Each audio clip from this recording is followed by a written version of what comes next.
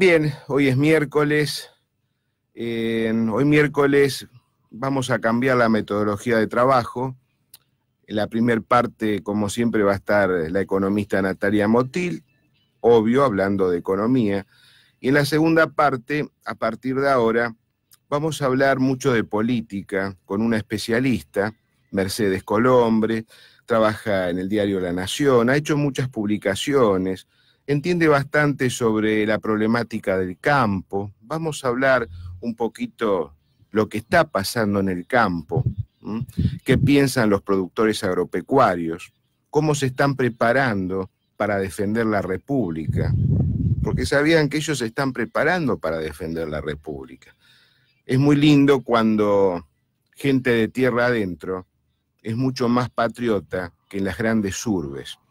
Por lo menos eso nos da mucho mayor esperanza. Pero después vamos a hablar de ese tema con Mercedes. ¿Qué tal, Natalia? Buen día, ¿cómo andás? Buen día, David, buen día a todo el equipo de Yugo Libertad y bienvenida a Mercedes Colombres, que es una gran profesional, una gran amiga y bueno, feliz de la incorporación. Bueno, muy bien. Va a escuchar el saludo, por supuesto, porque como sabés muy bien todo esto se graba y luego yo les envío las grabaciones pertinentes para que se ramifique por todo el país. Bueno, Natalia, un gustazo como siempre. Mira, Natalia, empezamos con lo negativo, porque lamentablemente cuando uno habla de economía y política es todo negativo. Es increíble cómo desde que terminó el caso, cada vez el detrimento en contra de la dignificación nacional es, o sea, nacional me refiero a la gente, ¿no?, que pretende conseguir un trabajo, no lo consigue. Aquellos que tienen trabajo tratan de cuidarlo y tienen temor de que lo pierdan. Es un problema que aqueja, me refiero a nivel nacional.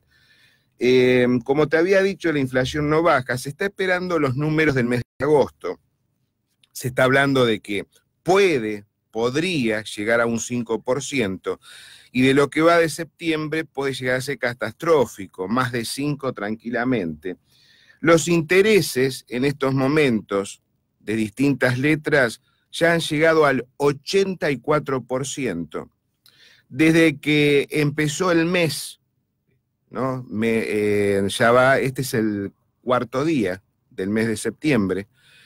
En los primeros 2 días hábiles ya el Banco Central tiró al mercado 2.000 millones de dólares, lunes y martes, para poder frenar el dólar y mantenerlo a 58 pesos. Y hay otra cosita que es bastante preocupante, que ya está el dólar blue. ¿Se acuerdan? Hace un tiempo atrás, no mucho, teníamos 2 mercados, ¿no? El mercado oficial, donde Banco Nación te entregaba a un valor determinado, y después la gente iba al blue, ¿no?, y te lo cambiaban para ganar unos pesos más. El blue en estos momentos se está cotizando a 62, 63, lo que se estaba cotizando acá en la ciudad de La Plata. Natalia, vamos a llamarlo entongado porque es una palabra que se usa mucho en la jerga ciudadana. ¿A dónde nos lleva todo esto? Porque ya al tener un dólar paralelo que está mucho más alto, ¿no?, que el dólar oficial. Quiero destacar una cosa, que no lo están diciendo. Atento que el Banco Nación, acá en la ciudad de La Plata, vendían hasta $1.000 nada más, ¿eh? Eso hay que aclararlo. No sé por qué no lo aclaran, y sería interesante que se empiece a investigar por qué Banco Nación ayer vendía solamente hasta $1.000. A ver, aduname un poquito más, Natalia, de lo que está sucediendo en base a lo que estoy explayando yo, ¿no?, de los problemas que tenemos. Bueno, primero para aclarar hay que destacar que la diferencia entre el dólar oficial y el dólar blue se va a hacer cada vez más grande, porque vos tenés un cepo que son de $10.000, si hubieses hecho un cepo total, ya hubieses visto una brecha aún mayor. Pero por el momento, como el cepo es bastante selectivo, la brecha no es tanta la diferencia entre ambos, entre el tipo de cambio oficial y el informal. Ahora bien, a medida que este cepo selectivo se mantenga en el tiempo, es decir, no lo eliminen en algún momento, esta brecha va a continuar agrandándose. Primero porque en el blue se van a comenzar a hacer grandes transacciones, y luego porque va a haber realmente el que va a contar, digamos, la versión oficial de lo que está sucediendo en el país, va a ser el dólar informal. Entonces, ojo, porque hay muchos que están diciendo, bueno, como el tipo de cambio se va a mantener fijo en ese nivel, el oficial, no va a haber un traslado hacia precios. Y eso es mentira. Nosotros vamos a ver ese efecto de pass-through, es decir, traslado hacia precios del tipo de cambio oficial, a partir del tipo de cambio informal. Es decir, en realidad el que después, con unas semanas, un mes, el que va a ver reflejado estas variaciones por sobre los precios va a ser el informal. Entonces quizás nosotros vayamos a tener un tipo de cambio informal en poco tiempo en 70, y eso sí se va a trasladar a precios. Ojo con eso, porque muchas veces te van a decir, bueno, pero ya no, como tenés el tipo de cambio oficial no se te va a trasladar a precios. Es mentira, porque el tipo de cambio informal, gracias al cepo selectivo, va a ser aún mayor, y ahí vas a poder ver lo que está sucediendo. Más allá de las reservas que vos vendas en su momento para poder mantenerlo en ese equilibrio, entre comillas. ¿Qué es lo que pasa con las reservas? ¿Por qué estoy tan en contra? Nosotros tenemos una crisis de confianza fenomenal. Esa crisis de confianza fenomenal fue disparada por las elecciones post-paso, es decir, los resultados que dieron a ganador a un gobierno totalmente de izquierda extrema, que no respeta las instituciones y que tiene un historial de no respetar las propiedades privadas de las personas, etc. Entonces, ¿qué pasó con los mercados? Los mercados especulativos empezaron ya digamos, el domingo a la noche, empezaron a moverse. Entonces, el gobierno, para darle, digamos, un manotazo a estos especulativos, ¿qué hizo? No intervino el lunes. Al no intervenir el lunes, decir, bueno, y después comenzó a intervenir con todo y les bajó un poco, digamos, los castigos a los especuladores. Pero claro, ya había subido, al no intervenir, ya había subido a 60, o sea, una depreciación fenomenal. Entonces, ¿qué es lo que produjo esto? Produjo que el mercado desconfiara aún más del Banco Central, porque si el Banco Central tiene que ser totalmente independiente del gobierno de turno, es decir, tiene que tener una cierta separación entre la función del Banco Central, que su función principal es defender nuestra moneda local, y el gobierno nacional, que tiene que hacer las políticas económicas, etcétera, ganar o no las elecciones.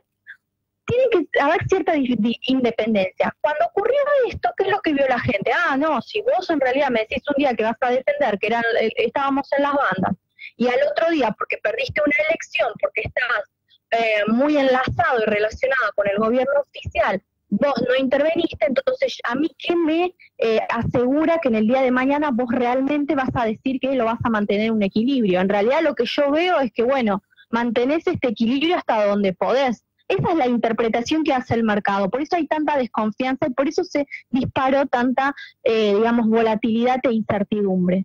Lo que hubiese tenido que hacer si realmente querían defender el equilibrio en ese momento es que el banco, porque la verdad es que tenía que intervenir con muy poco para posicionarlo de nuevo de las bandas. Obviamente, ¿qué es lo que pasó? No lo hicieron y ahora están vendiendo reservas para poder controlarlo, pero el problema son las expectativas, es decir, o sea, la incertidumbre que tenés en los mercados, si realmente el Banco Central, la entidad, va a poder defender o no la moneda local. Obviamente en el medio van a terminar perdiendo un montón de reservas con una desconfianza que se viene cada vez más en aumento. Ojo con eso.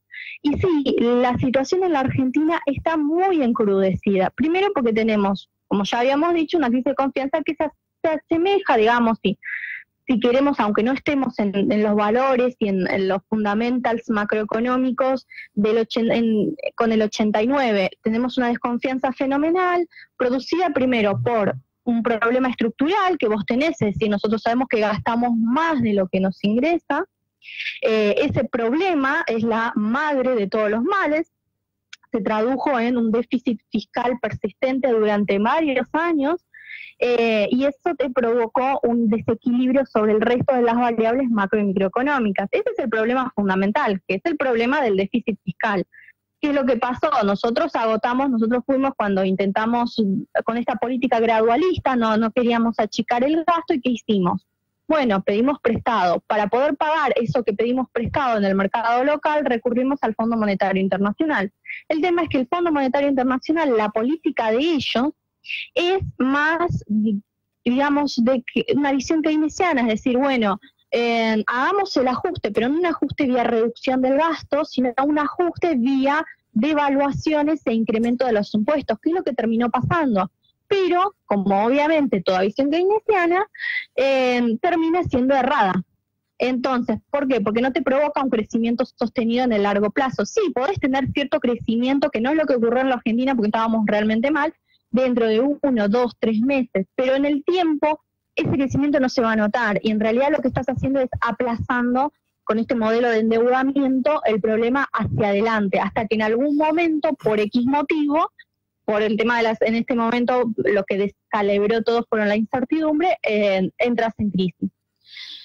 Bueno, y por el otro lado, la otra pata que te provoca tanta crisis en la desconfianza son que efectivamente puede regresar, existe la mayor, cada vez más acuciante posibilidad de que vuelva un gobierno populista como es el de Alberto Fernández, que no respeta las instituciones, que no respeta los derechos de propiedad privada, porque eso solo tenemos que mirar atrás sobre el historial del kirchnerismo, cuando se confiscaron los depósitos de los jubilados, cuando se nacionalizaron YPF, que lo hicieron encima súper mal, que ahora nosotros necesitamos recurrir, tomar un préstamo para poder pagar un juicio que nos hicieron por esto que fue catastrófico, y los dichos inclusive de los dirigentes que están hasta ahora postulándose dentro del frente, que la verdad son terroríficos, decir, bueno, vamos a confiscar la propiedad privada del resto de las personas, la vamos a distribuir, es decir, o sea, ¿qué capitales? Es decir, si vos luchás contra el capital, claramente que el capital se va a ir de tu país. Y eso es lo que está sucediendo en la Argentina. Todos tienen miedo de que vuelva un Alberto Fernández. Y como todos tienen miedo de que Alberto vuelva, ¿qué es lo que hacen? Sacan todos sus activos, que es lo más lógico, porque dicen, si a vos ya te prometen en campaña que van a sacarte tu propiedad privada, tus activos, ¿qué es lo que vas a hacer con ellos? Bueno, lo vas a sacar del país. Y esa es la famosa, digamos, no solamente, digamos, la gente con mayores plata, sino quizás los pequeños ahorristas que tienen sus depósitos en los bancos. ¿Qué es lo que hacen? Bueno, sacar todo lo que puedan y meterlo debajo del colchón, de alguna forma asegurarlo, no sé, meterlo debajo tierra para que esta gente no te lo saque. Y es la famosa y la llamada fuga de capitales que tanto es criticada por, digamos, nuestra izquierda nacional y popular. A ver, no son los grandes capitales, son la misma gente, somos nosotros que nos tratamos. Y es una reacción a los resultados que tenemos, lamentablemente. Por eso, esos son estos dos frentes que hoy, digamos, son difíciles de tapar, porque por un lado uno podés, la verdad, 15 puntos de diferencia, lamentablemente son muy difíciles de tapar, y más cuando vos tenés una depreciación tanta del tipo de cambio y que se va a reflejar en las próximas semanas, la aceleración de la inflación, del riesgo país, lamentablemente no lo vas a poder, esa brecha no la vas a poder achicar. Ahora bien, por el otro lado también el gobierno debería tomar quizás unas medidas más restrictivas, en el sentido de proponer algo más para adelante, o quizás un diálogo con la oposición. Quizás eso calmaría un poco y bajaría un poco la crisis esta que tenemos de confianza, pero lamentablemente creo que nos van a venir, vamos a tener meses realmente en materia económica bastante complicados, y quiénes son los que van a terminar pagando, digamos, los platos rotos. Nuevamente, la gente con ingresos más bajos, la gente que no puede quizás llegar hacia fin de mes, son los que más perjudicados con este tipo de políticas, con estas situaciones, y la verdad es lamentable. Hablando de impuestos a las ganancias, sabes muy bien que ahora el gobierno a nivel nacional va a tener que devolver una diferencia, porque se alejó un poquito esa brecha, ¿no?, entre lo que ganan una determinada suma ahora que se ha reformado a lo que era antes. Creo que es a partir de los 60.000 pesos para los solteros, no recuerdo muy bien cómo son las nuevas reglas. Pero en la provincia de Buenos Aires está sucediendo algo que llama mucho la atención. Acá Vidal está poniendo la excusa de que como han sacado el IVA, repercute mucho en las provincias porque están recibiendo menos fondos. A consecuencia de ello, entonces, no se puede aplicar. Acá la gobernadora aparentemente no aplicaría, ¿no?, esa devolución que se le tiene que dar al empleado público. ¿Vos cómo lo interpretás a eso? ¿Es así como dice ella o es una excusa que pone ella como para no poner más dinero, digamos, en las manos de los empleados? No, es así porque uno de los impuestos al IVA, uno de los que más se distribuye es después a las provincias. Y es lo que está sucediendo, por eso es tanto la queja por parte de los gobernadores, diciendo, bueno, este es el impuesto que más nos da plata y vos me lo estás sacando. Bueno, sí, eso por un lado, pero digamos, el problema de fondo de la Argentina es el sistema de coparticipación, digamos. O sea, el problema es que tenemos provincias que gastan más de lo que les ingresa, o sea, de lo que recaudan en su propia provincia, y le piden prestado a quizás una provincia que sí está en regla, no le piden prestado, sino le piden que se le distribuya, le piden a la nación, y para poder sostenerla. Eso se creó hace más de 30 años, no fue realmente, no fue bien pensado, porque lo único que incentivó a lo largo del tiempo es que las provincias no tuvieran una solvencia fiscal, es decir, no hubiese un incentivo para mantener las cuentas fiscales ordenadas, en equilibrio. El mismo problema que tenemos nosotros a nivel país se puede trasladar a nivel provincia tranquilamente. En realidad, una de las causas de que a nivel país tengamos este desajuste entre lo que nos ingresa y lo que nosotros gastamos son las provincias. Hay que decir que tenemos provincias muy deficitarias y que tampoco tienen ningún incentivo para equilibrar sus cuentas, porque si vos ya sabés que siempre te va a ingresar ese monto de plata al fin de mes, vos sabés que vos decís, bueno, no voy a hacer nada. Inclusive van a utilizar muchos esos fondos para poder hacer campañas sus propios gobernadores. Eso es lo que nos sucede en la Argentina, porque tenemos, gobernadores que en algún momento de la historia argentina les daban jubilaciones, que era, o sea, la gente que tenía 30 años en esa provincia, o inclusive empezaron a incrementar tanto el empleo público, que la provincia, el mayor empleo que se genera quizás en esa provincia, no sea de un sector productivo real, sino del empleo público. Un empleo público, obviamente, que digamos, ¿qué puede haber en una provincia? O sea, totalmente no es muy productivo, no genera ningún valor agregado a la provincia. ¿Y eso qué es lo que te pasa?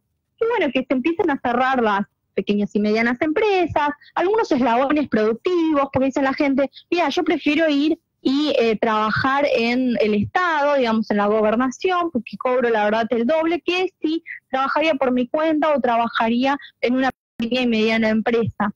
Y bueno, como no pueden competir ante esto, ¿qué es lo que pasa? Porque la verdad no pueden contratar una mano de obra que se duplique su valor, que es lo que está pasando en el Estado.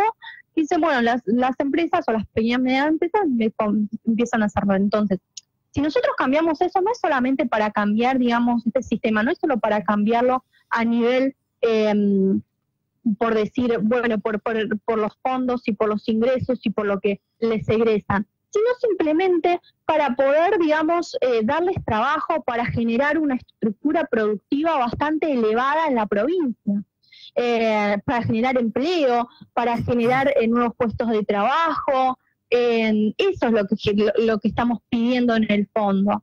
Porque sí, vos podés solventar estos gastos en algún momento con emisión, con impuestos, más impuestos, volviendo a poner el IVA, con deuda, tomando deudas, en algún momento nos toman deudas, pero en realidad el problema de fondo, que es el sector real, que nosotros no tenemos en nuestro país una estructura productiva diversificada que pueda amortiguar los shocks que le generen en el mundo, en el exterior, como por ejemplo una guerra comercial, un Brexit, etcétera, no tenemos nosotros esa estructura productiva. En realidad está concentrada y están concentradas en provincias claves y por eso tenemos estos problemas de aglomeración, por eso tanta gente viene a trabajar a determinados centros, porque solo hay empleo en estos lugares. En el resto del país, ¿qué sucede?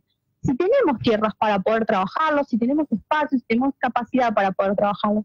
Y bueno, lo que sucede es que los incentivos de cada gobernación son diferentes al crecimiento a largo plazo. Entonces tenemos una disociación entre lo que pasa en una provincia, que quizás dicen, bueno, pero Buenos Aires no es la realidad de todo el mundo, sí, pero es la que más generó pelea, y después tenés, son las que más personas tienen y trabajan, pero ¿por qué? Porque en las provincias no tenés esos empleos. ¿Pero por qué no tenés esos empleos? Bueno, porque dentro de la gobernación no están haciendo nada para poder generarlos.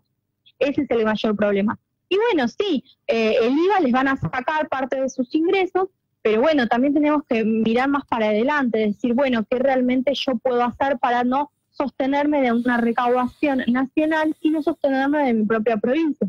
Una de ellas sería generalmente, bueno, hacer algo para poder generar valor agregado dentro de la provincia, pensar algo, no solo pensar en términos públicos, es decir, algo privado, incentivar al sector privado. ¿Y cómo puedo hacer eso? Y no hay otra forma que achicando los impuestos,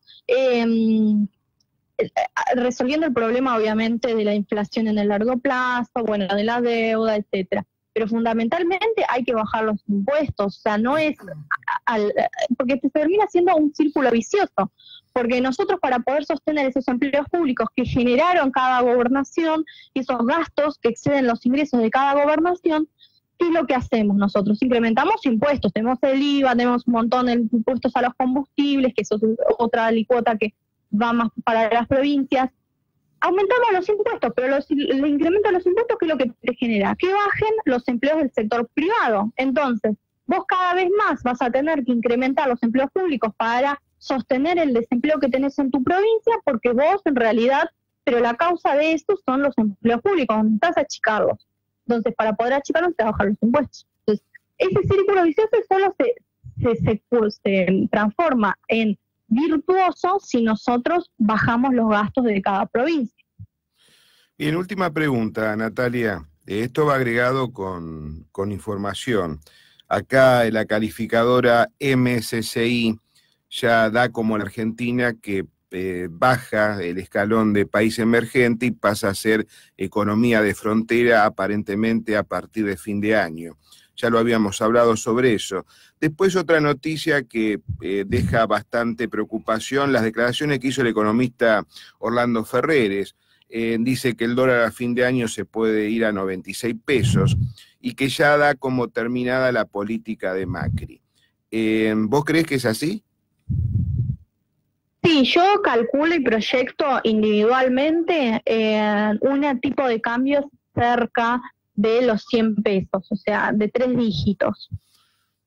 Sí, todo se mantiene, digamos, constante como vienen las cosas, porque la verdad no estás viendo que haya ninguna... Todas las medidas que tomaron hasta el momento, que fueron el cepo selectivo, que pueden ser criticadas de mil formas, fueron medidas de emergencia, porque nosotros tenemos una crisis de confianza fenomenal, que se están yendo muchos capitales y de alguna forma vos lo tenés que solucionar o dar respaldo. Lamentablemente el cepo fue una de ellas. Esto no es sostenible, claramente, porque inclusive en palabras propias de la CUNSA, él dijo, esto no se hace en ningún país normal. Y es así, efectivamente es así. No estamos aplicando políticas que deberían ser, digamos, normales o para poder frenar estos descalabros. Para poder frenar estos descalabros necesitamos que realmente el que llegue el próximo gobierno realmente tome una política económica más pro mercado y diga, bueno, yo voy a cumplir mi deuda, yo voy a, bueno, defender el valor de la moneda. Hasta ahora los dichos de todos los partidos políticos no fueron alentadores, lamentablemente. Entonces, eso es lo que te provoca tanta incertidumbre. Esa incertidumbre se va a volver en certeza a partir de octubre, es decir, bueno, en algún momento vamos a ver qué rumbo va a tomar Alberto Fernández o Mauricio Macri si llegase a ganar. Y cualquiera de estos dos caminos que ambos tomaran nos va a decir, bueno, ya sabemos que la Argentina va a ir por este camino, va a decir, va a ir peor o de mal en peor. Entonces, sí, podemos proyectar que se va a llegar a 100, ya pero por descontado, porque la situación no se va a poder hacer mucho de acá a fin de año, ninguna política que aplique extremista va a poder frenar esto. Entonces, bueno, vamos a ver eso. Claramente vamos a ver una depreciación, y más porque van a tratar de licuar, digamos, toda esta deuda por medio de devaluaciones, toda esta deuda fenomenal que se tomó en los últimos periodos. No hay forma de poder pagarlo si no fuera, por ejemplo, la LELIQ, si no fuera con una tremenda devaluación. El tema es que no están calculando que esta tremenda devaluación, sí, los que más van a perjudicar es a los de ingresos más bajos, porque sabemos que las devaluaciones siempre hay que tenerlo bien en claro, es una transferencia de los ingresos desde los que menos tienen a los que más tienen. Entonces, los más desprotegidos van a ser la gente común y corriente. Y eso es lo que estamos proyectando. Va a haber un incremento de la pobreza, un incremento del desempleo con un tipo de cambio así, una aceleración fenomenal de la inflación, unas tasas de interés cada vez más altas para poder entenderlo. Ya nuestro sistema crediticio es totalmente especulativo, no va a entrar ningún peso en el sector real, más un país que quiere, digamos, ya dijo que va a haber una reestructuración de la deuda, claro, lo anunció un gobierno que lamentablemente no es muy poco probable que gane. Entonces, todo esto te genera mucha incertidumbre, mucha volatilidad. Vamos a ver volatilidades, vamos a ver cada vez mayores descalabros, vamos a ver, es muy probable que se genere una corrida contra el peso, porque todos esos, digamos, los depósitos en dólares están, digamos, cayendo. Entonces, toda la gente que tiene un poquito de dólares, porque no confía en el sistema financiero, no es más que eso. Toda esa gente que tiene poquitos ahorrados en dólares, ¿qué van a hacer con esa plata? O a los pesos, ¿qué van a hacer con esa plata? ¿Se van a guardar en el colchón o los que tienen pesos lo van a ir y van a correr a comprar dólares a cualquier precio? Entonces, y eso se va a traducir en un incremento del tipo de cambio. Y lo vas a poder sostener en algún momento con reservas. Las mayores sumas te van a ir al tipo de cambio informal y lo vas a ver más reflejado cuando el tipo de cambio supere los 100. Entonces, pero bueno, te vas a gastar las reservas y vos mayor problema que tenés es la caída de la demanda de pesos. Entonces, con esta caída de la demanda de pesos, ¿qué haces? O sea, vos no solucionás el problema de fondo, más allá de que vos emitas o no, que encima inclusive no llegaron a cumplir el techo que habían prometido el último mes. Entonces, ya tenés, o sea, ya la política monetaria no es tan restrictiva que antes, vos tampoco manejaste las expectativas, pero es obvio que el tipo de cambio va a ser más volátil en los próximos meses. Y esa volatilidad no se va a incrementar hacia la baja, se va a incrementar hacia arriba. Y obvio que vas a llegar con todas estas fundamentales macroeconómicos que nosotros tenemos, de base, nosotros podemos proyectar que va a ser, bueno, bastante no despreciable la situación. Bien, Natalia, 8:31 de la mañana, temperatura muy baja en la ciudad de La Plata, un sol radiante se está asomando. Me despido de vos, muy atenta como siempre, no cortes que ahora vamos por línea privada.